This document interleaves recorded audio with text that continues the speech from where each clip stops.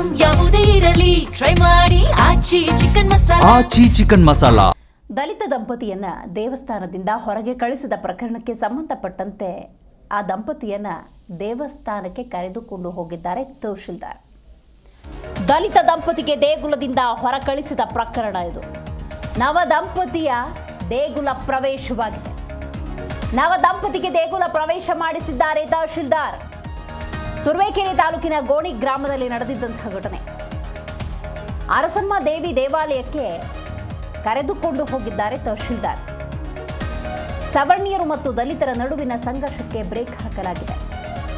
ಗ್ರಾಮದಲ್ಲಿ ತಹಶೀಲ್ದಾರ್ ನಡೆಸಿದಂತಹ ಶಾಂತಿ ಸಭೆ ಯಶಸ್ವಿಯಾಗಿದೆ. ಪೊಲೀಸ್ ಬಂದೋಬಸ್ತ್ ನಡುವೆ ಗ್ರಾಮ ದೇವತೆಯ ದರ್ಶನವನ್ನ ಪಡೆದುಕೊಂಡಿದ್ದಾರೆ ದಲಿತ ದಂಪತಿ. ಇದು ಸರ್ಕಾರಿ ದೇವಾಲಯ, ಯಾರ ಸ್ವತ್ತು ಕೂಡ ಅಲ್ಲ ಅಂತ ತಹಶೀಲ್ದಾರ್ ಹೇಳಿದ್ದಾರೆ.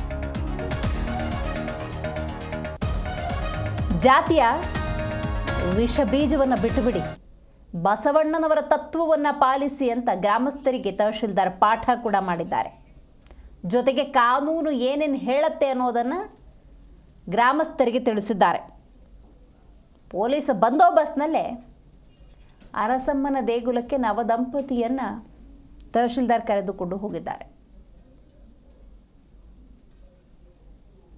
ಆಚರಣೆ ಮಾಡೋದಾಗ್ಲಿ ಅಥವಾ ಇನ್ನಿತರ ಯಾವುದೇ ಚಟುವಟಿಕೆಗಳು ಕಾನೂನು ಬಾಹಿರ ಚಟುವಟಿಕೆಗಳು ಮಾಡೋದಾಗಲಿ ಕಂಡು ಬಂದರೆ ಅಂಥವ್ರ ವಿರುದ್ಧ ಕಠಿಣವಾದ ನಿರ್ದಾಕ್ಷಿಣ್ಯವಾಗಿ ಕ್ರಮವನ್ನು ಕೈಗೊಳ್ಳುತ್ತೇವೆ. ಇದು ನಮ್ಮ ಸರ್ಕಾರಿ ಮುಜರಾಯಿ ಇಲಾಖೆ ಸೇರಿದಂಥ ದೇವಸ್ಥಾನ. ಇಲ್ಲಿ ಎಲ್ಲ ಕಡೆನೂ ನಾವು ಬರೆಸಿದ್ದೀವಿ. ಯಾವುದೇ ಜಾತಿ ಮತ ಪಂಥಗಳಿಗೆ ಯಾವುದು ತಾರತಮ್ಯ ಮಾಡಿದರೆ ಎಲ್ಲರಿಗೂ ಮುಕ್ತ ಅವಕಾಶ ಕೊಡಬೇಕು ಅಂತ ನಮ್ಮ ಮುಜರಾಯಿ ಇಲಾಖೆಯಿಂದ ಬರೆಸಿದ್ದೀವಿ. ಇವ್ರಿಗೆ ಎಲ್ಲರೂ ಬರ್ತಾರೆ, ಎಲ್ಲ ಮನುಷ್ಯರು. ನಾವು ಗೊತ್ತಿರುವಂಥದ್ದೇ ಸಂವಿಧಾನದ ಅಡಿಯಲ್ಲಿ ನಾವು ಏನಾಗಿತ್ತು ಇಲ್ಲಿ?